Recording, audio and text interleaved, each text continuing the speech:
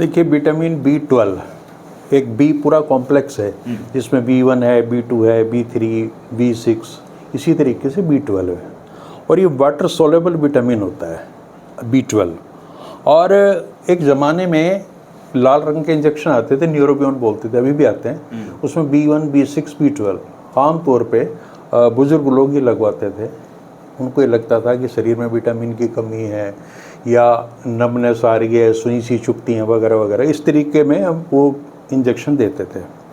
तो B12 का महत्व इतना ज़्यादा है कि पहले मैं आपको बताऊं कि ये शरीर में होना कितना चाहिए। पहली बात तो ये है, तो ये होना चाहिए 200 से 600 पाइकोग्राम पर ml। अब ये पाइकोग्राम बिल्कुल नया शब्द सुना होगा।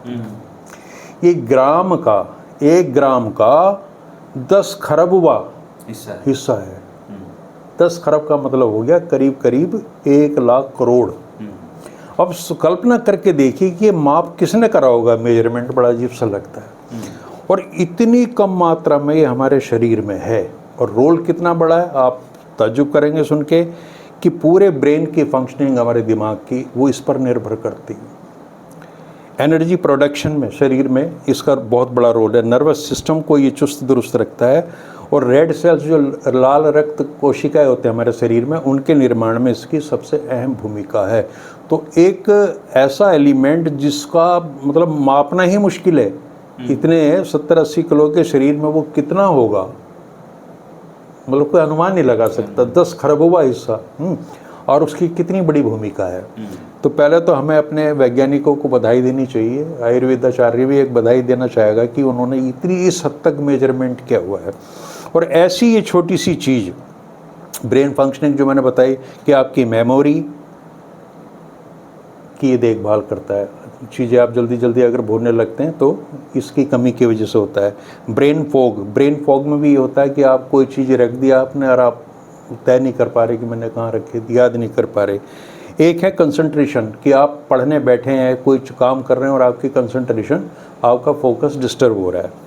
और एक है मूड स्विंग्स, कभी आप उदास हो जाते हैं, कभी खुश हो जाते हैं, कभी गुस्से में आ जाते हैं। ये मूड स्विंग बार बार बदलते हैं। तो ये जो चारों पांचों चीज़ें हैं ब्रेन फंक्शनिंग का जो पार्ट हैं, इसमें B12 की बहुत महत्वपूर्ण भूमिका है। इसी प्रकार से एनर्जी प्रोडक्शन है कि देखिए हमारे शरीर में सेल्स होती है और वहाँ माइटोकॉन्ड्रिया होती है, तो फूड को एनर्जी में कन्वर्ट करने में B12 का कंट्रीब्यूशन है। और अगर इसका पता कैसे चलेगा कि आपको थकान है, आप सब कुछ नॉर्मली खा पी रहे हैं, नींद भी पूरी आ रही, बावजूद इसके आप हर समय थके थके से रहते हैं। नींद आपने ले ली 7-8 घंटे की, फिर भी आपके में अंदर वो चुस्ती नहीं आ रही, अब तरोताज़ा नहीं हो पा रहे। इसी तरीके से नर्वस सिस्टम में जैसे आप कोई सुई चुभ हो रहा है, ऐसी एक वो आती है, या हाथ पैर सुन पड़ के झन्नाहट होती है उनमें, और या नर्व डैमेज हो जाए, तो उसके अंदर भी B12 का बहुत बड़ा रोल है। और रेड ब्लड सेल्स की फॉर्मेशन अगर ये प्रॉपरली नहीं हो रही तो खून की कमी हो जाएगी। इसके अलावा हार्ट हेल्थ में, हेयर में, नेल्स में, नाखूनों में और स्किन में, ये अपने अपने सारी चीज़ें ठीक से प्रॉपर काम करती रहें, त्वचा में चमक हो, नेल्स हमारे मजबूत हों, बार बार टूटते ना हो, और स्किन में हमारे पीलापन ना हो, ये सारी चीज़ें भी विटामिन B12 तय करता है।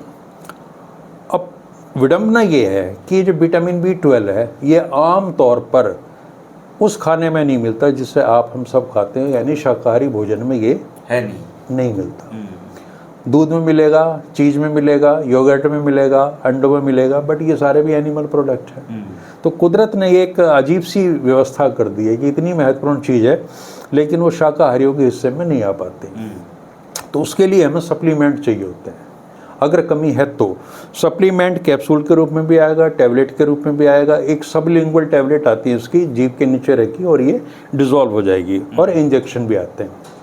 अब इसमें सबसे महत्वपूर्ण चीज़ ये देखनी होती है हमने कि 2 फॉर्म है इसकी। एक है साइनाकोबालामिन, ये वर्स्ट फॉर्म है इसकी, मतलब अगर आप इसको ले रहे हैं तो इसका एब्जॉर्प्शन, इसका शोषण, हमारी जो अवशोषण है वो आते नहीं कर पाएंगी, इसको लेने का कोई फ़ायदा नहीं है। दूसरा है मिथाइल कोबालामिन, ये बेस्ट है। इसका 2 साल्ट आते हैं, साइनोकोबालामिन और मिथाइल कोबालामिन। तो ये आप तय कर लें, और अपने डॉक्टर तो बताएगा ही, वो करेगा, तो आपको मिथाइल कोबालामिन ही लेना होता है इसमें। और फूड में ये है नहीं, लेकिन अगर आप भरपूर मात्रा में सेब ले रहे हैं, केला ले रहे हैं, संतरा ले रहे हैं, ब्लूबेरीज ले रहे हैं और बादाम ले रहे हैं और पीनट्स ले रहे हैं यानी मूंगफली वगैरह, तो उससे कुछ हद तक आपको विटामिन B12 की आपूर्ति हो सकती है। अब मेनली इसके लक्षणों की बात करें हम, तो अगर हम देखते हैं किसी मरीज की स्किन जो है वो पीली सा पीलापन सा है उसमें, यानी जो एक रक्ताभ होता ना ब्लड की जो अलग से चमक वो नहीं मिलेगी। वीकनेस और फटीग यानी कमजोरी और थकान होगी। सेंसेशन होगी जैसे पिन चुभ हो रहे हैं, नेडल्स चुभ हो रहे हैं, झन्नाहट वो जो मैंने बताई पहले। और balance and coordination of body, शरीर का और जो कोऑर्डिनेशन है वो उसके नियंत्रण में नहीं रहता आदमी के, यानी कि उसकी चाल गड़बड़ा जाएगी। और बार बार उसको मुंह में छाले होंगे, ये भी विटामिन B12 का एक लक्षण है। जीभ पे सोजिश आ सकती है और शॉर्टनेस ऑफ ब्रीथ, सांसें छोटी छोटी हो जाएंगी, चक्कर आएगा, विजन ब्लर हो जाएगा और मूडीनेस और बिहेवियरल चेंजेस आएंगे, जैसे मैंने पहले बताया था कि मूड बदलता रहेगा बार बार। और कॉग्निटिव एबिलिटी जो है ना, उसकी चीज़ों को समझने जानने की जो क्षमता है उसमें कमी आ जाएगी। तो इतनी सारी चीज़ें विटामिन B12 की कमी से ये लक्षण आएंगे। तो पहले उसका अपनी एक माप करवा लें कि वो वास्तव में नॉर्मल है नहीं, 200 पाइकोग्राम से लेके 600 के बीच में। अगर उससे कम है तो इस तरह के सिम्टम आ सकते हैं। और विटामिन B12 शाकाहारी भोजन में बहुत ही कम मात्रा में, इसलिए सप्लीमेंट लेने ही होंगे। ये B12 की भूमिका है। कितना बढ़िया मतलब है, और ये चीज़ें नॉर्मली मिल जाती हैं लेकिन B12 की तरफ ध्यान नहीं जाता।